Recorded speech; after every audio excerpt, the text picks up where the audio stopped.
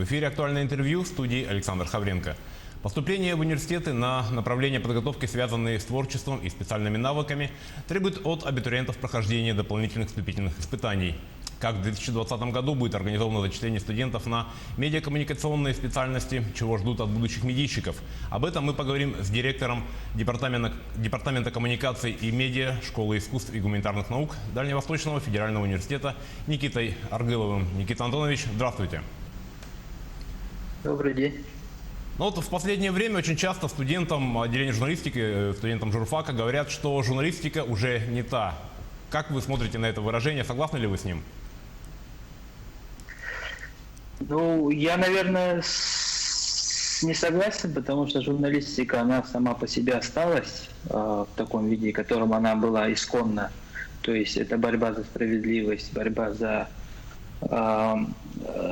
объективную информацию, такие идеальные категории, да, но в связи с тем, что в последнее время у нас очень много технологических процессов происходит, когда форма меняется, из-за этого кажется, что действительно журналистика меняется, да, и она не та. Благодаря интернету, благодаря появлению гражданской журналистики, кажется, что журналистика поменялась, изменилась. А так, конечно, журналистика в самом его хорошем смысле слова, она есть, и она еще та. А что, по вашему мнению, сейчас самое важное в обучении журналистики, и есть ли это в вашем вузе? Ну, смотрите, самое идеальное сочетание обучения – это соотнесение теории и практики. Да? Провинциальные вузы страдают, наверное, чаще всего из-за, скажем так, проблем с теоретическим обучением, потому что все-таки теория – это не просто пересказывание, это какие-то исследования, осмысление процессов, которые происходят на какой-то территории, на конкретно в регионе, да, допустим, в нашем случае это дальневосточный регион. Что касательно практики, то формализм, академический статус университета не всегда позволяет, может быть, удобен для практиков, для университета, когда они должны в таком интенсивном порядке дружить, потому что, как показывает практика, процесс такой эпизодического общения, когда приходит практика и проводит там мастер-класс, она не дает никакого результата, потому что это просто знакомство, да, просто презентация. А мы все-таки говорим про мастерские, про те вещи, которые оттачиваются, какие-то навыки, какие-то умения, и в этом отношении индустрия не всегда готова сотрудничать с университетом в этом смысле, и нам кажется, что университет в этом отношении должен интенсивнее, плотно работать с творческим объединением редакций. А творческие испытания всегда проходили в очном формате. Как будет выглядеть эта процедура в условиях пандемии? Ну, в каждом университете проходит по-разному, но, как я знаю, во всех вузах практически творческие испытания проходят в очном режиме. То есть университеты все-таки решили оставить такое общение. И мы знаем, что в отличие от других специальностей, допустим, на направлении подготовки журналистика, не во всех вузах, но в вузах, к примеру, города Владивостока ДВФУ, города Якутска СВФУ, испытания обязательно проходят в таком двухэтапном. Это творческое собеседование и конкурс портфолио. То есть это какой-то некий общение с практиками и некая предрасположенность абитуриента к профессии. И университет в этом отношении может фильтровать своих будущих студентов, мотивированных студентов. А вопрос того, насколько она хорошо этим пользуется, это уже другой вопрос. Журналистика всегда на протяжении многих-многих лет была одной из самых востребованных специальностей. И вот, насколько я знаю, журфак ДВФУ оставался одним, там был самый высокий средний проходной балл в университете. Это говорит о том, что люди стремятся, но как это сказывается на уровне подготовленности абитуриентов? На самом деле ключевой фактор, на мой взгляд, качества подготовки – это на первом месте стоит мотивированность и желание учиться, трудиться абитуриента, студента. И в этом отношении университет должен быть интересным для абитуриента своими возможностями, связями, инфраструктурой. Потому что студент, который хочет большего, он всегда этого добивается, а университеты на сегодняшний день это все дают. Это стажировки, это стажировки в университетах российских, зарубежных, это стажировки в редакциях региональных, федеральных. Другое дело, что студенты должны быть готовы к этому вопросу. И на сегодняшний день большой ключевой показатель заинтересованности и уровня подготовки, наверное, надо сказать, географии студентов. Насколько из многих регионов страны приезжают учиться, выбирают, а приезжают, конечно же, и высокобальники, да, и из других стран. А если эта специальность такая популярная, на нее такой большой конкурс, то почему, логичный вопрос, почему так мало бюджетных мест? Ну, смотрите, мы знаем, что государство сегодня имеет другие приоритеты, гуманитарные профили у него ежегодно в любом случае сокращаются.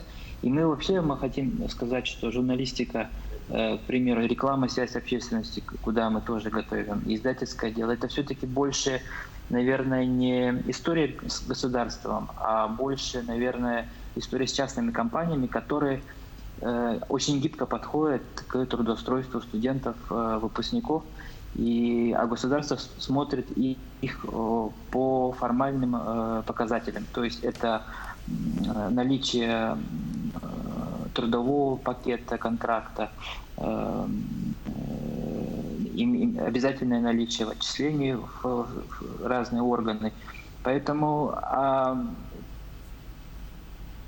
и из-за такого, скажем так, очень творческого подхода к этому вопросу, как самих студентов, потому что очень многие сами занимаются, сами открывают какие-то формирования, а точка измерения этих выпускников трудоустройства очень короткая. И за это время нужно все документы собрать и так далее. А мы знаем, что журналисты народ свободолюбивый, документами они очень, так, относятся, скажем так, вторично, и получается, что как будто бы низкий, может быть, процент трудоустройства. Но мы знаем, что наши выпускники трудоустраиваются не только в региональных редакциях, но и федеральных, потому что они ищут там, где им предложат лучшие варианты. В этом году ваш университет запустил творческие мастерские. Вот можно чуть-чуть поподробнее рассказать, что это за мастерские, для чего они нужны и какую цель преследуют? В последнее время мы слышим, что, в частности, от работодателей много критики, что качество обучения низкое, что нету связи с реальным сектором экономики. И в этом отношении мы договорились с редакциями, которые готовы взять мотивированных студентов помимо практики. То есть во время учебного процесса студент изъявляет желание: я хочу выбрать мастерскую, связанную с деловой журналистикой.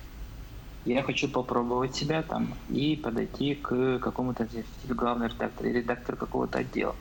И у него факультативно ходит, занимается, у них индивидуальная какая-то программа. Безусловно, одна редакция не похожа на другую, потому что все связано с личностью журналиста, самого студента и руководителя.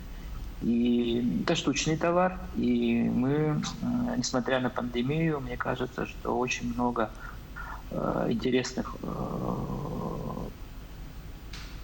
историй у нас случилось, потому что студенты-первокурсники даже успели выйти в российской газете. Одна студентка 4-го курса, правда, выпускного курса подготовила документальный фильм о пиратах, которые, точнее, незаконной рыболовстве северокорейцев на берегу Приморья. И она получила награду, и в целом вообще она имеет такой опыт, да, сотрудничества и работы на региональном телевидении, в частности, ЛТВ Прим, мастерской, это телекомпания и так далее.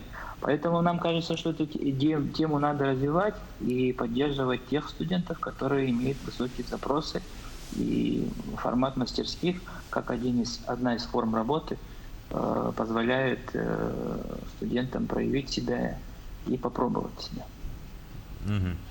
Недавно Дальневосточный федеральный университет вступил в Европейскую ассоциацию преподавателей журналистики.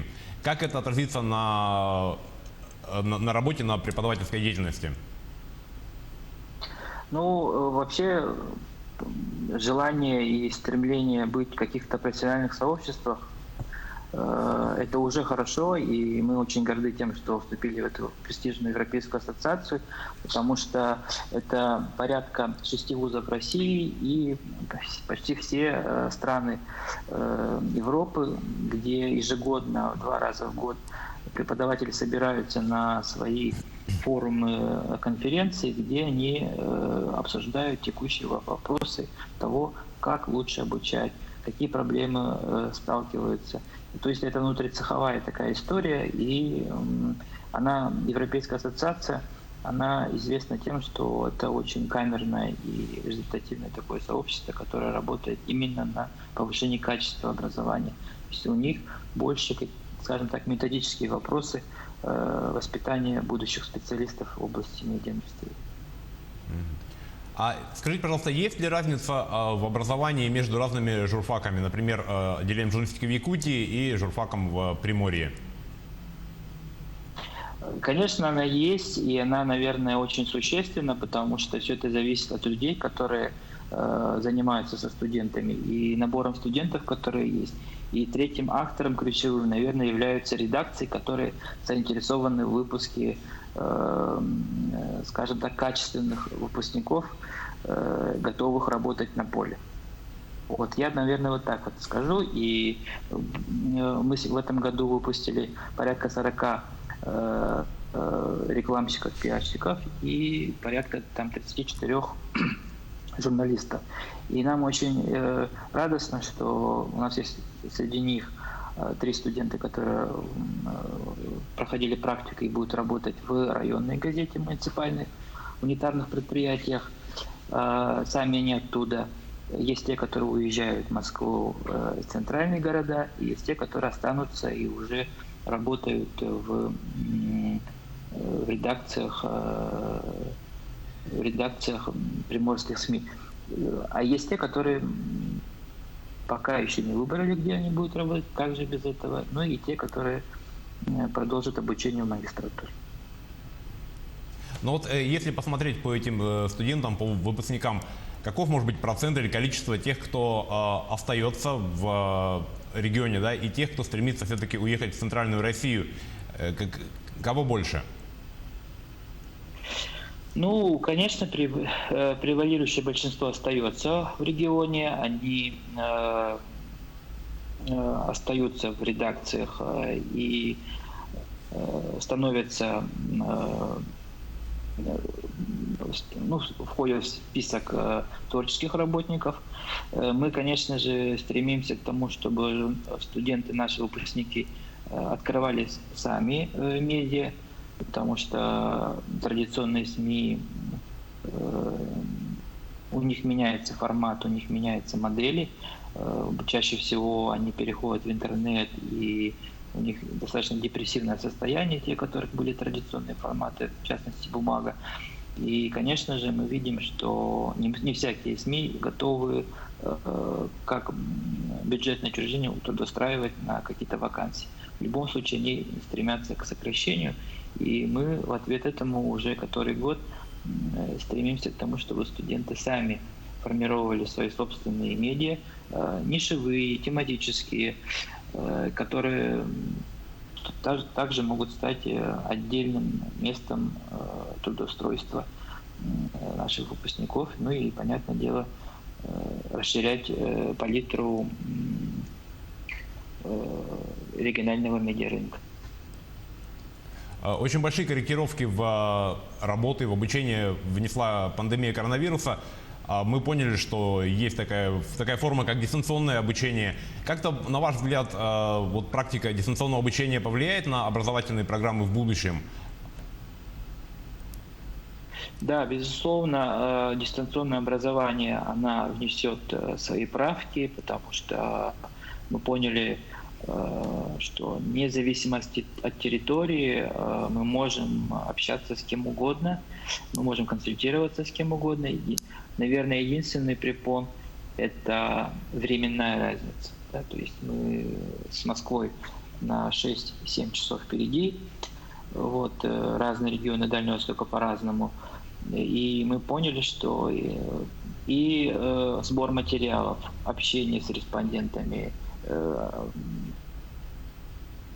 интервью и так далее, можно делать это все по аудио, по видео, и рабочий процесс абсолютным образом не останавливается, а образовательный процесс, наоборот, получает насыщение, потому что мы не привязаны именно к территории, чтобы преподаватель, мастер был в аудитории и мог общаться вживую и так далее. Но мы не говорим абсолютно о полной замене традиционного общения, традиционных занятий.